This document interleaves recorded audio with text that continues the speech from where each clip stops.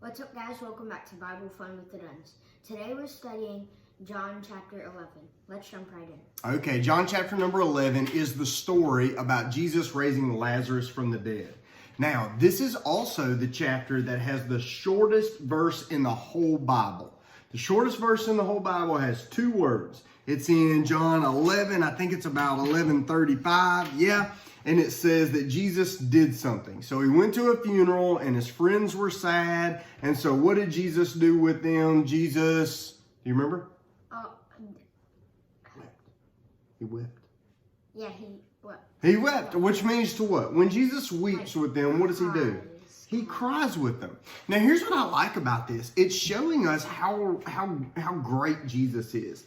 Because in chapter number 2, when Jesus went to a wedding, how do you think he acted at that wedding? Do you think he sat in the corner with his arms crossed and he was with a mean face? Or did Jesus have fun?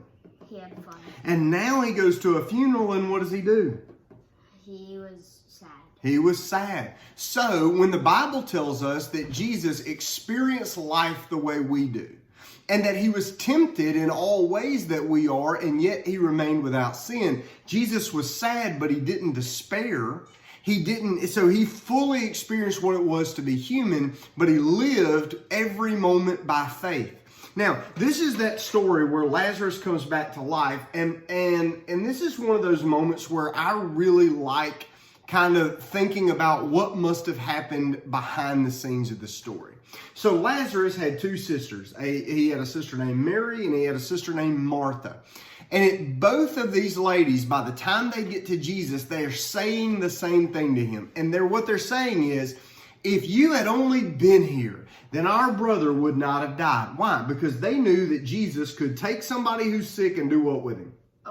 Make them unsick. Make them unsick. He could heal him. You're exactly right. And so because they both said this to Jesus, it probably means that they were a little frustrated, a little sad, and a little disappointed. And while they waited 4 days for Jesus to get there and Lazarus had already died, they must have said this 1,000 times at home. That if Jesus had just been here, this terrible thing would not have happened. But what's happening was, inside this story, they evidently had a plan. Because they sent somebody to get Jesus. Jesus did not come there immediately. He waits about 4 days and then he comes there. So their plan was, our brother is sick. Let's send for Jesus so that Jesus, who's healed all these other people, will come make him well. They didn't realize that it was actually part of Jesus' plan for Lazarus to die so that Jesus could do something better than healing. Jesus could bring him back to life. Why? Because every sign and every miracle in the Gospel of John is built in a way where it teaches us who Jesus is. So what Jesus does tells us who Jesus is. There's also another neat little place to this, a connection back earlier in the book of John.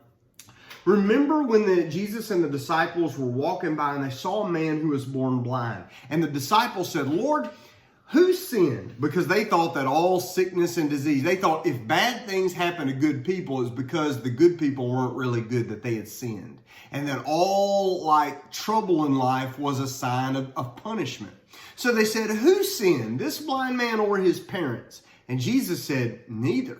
This is done that we may see the glory of God. Well, then whenever you get into Lazarus' story, you'll get into this story, and it says when Jesus heard that, he heard that Lazarus was sick. He said, this sickness is not unto death, but for the glory of God, that the Son of God may be glorified through it. So neither the blind man's blindness in chapter 9 nor Lazarus' sickness and death here in chapter number 11 are signs of punishment. Instead, they're circumstances that God is going to use in order to show who he is to the world. So, what if it's still like that? What if our troubles and our hurts and our sadness and our sickness, they're not God being mean or God forgetting about us, but giving an opportunity that even though they're troublesome, God is going to do something great.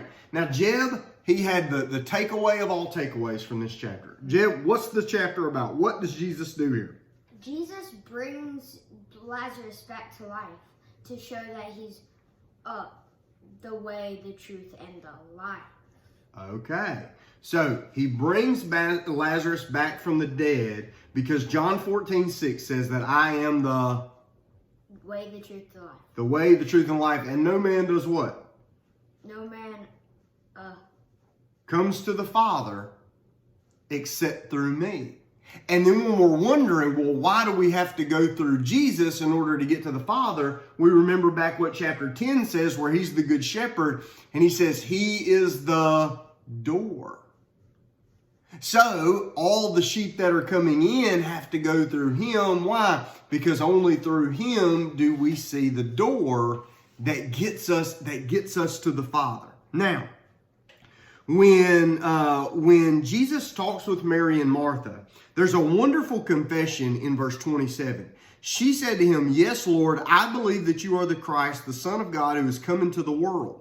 This is the kind of powerful confession that John wrote this book for. Because in John chapter 20, verse 31, he says, "These things have been written so that you may believe that Jesus is the Son of God, and that by believing you may have life in his name." That's why all throughout this story, there's people coming to realize who Jesus is. And what we have is this story where Jesus meets Mary and Martha, and he cries with them. So he enters into their grief, but then Jesus ends their grief. Just the way Jesus entered into our sinful world, but his death and his resurrection brought about an end to the wrath of God on sin, and he set us free. So when we read John chapter number 11, we're reading that Jesus is the way, the truth, and no man comes to the Father except through him. Why? Because Jesus is the what? Door. You're exactly right. He's great, isn't he? All right, we'll see you tomorrow when we read chapter number 12. All right? Bye.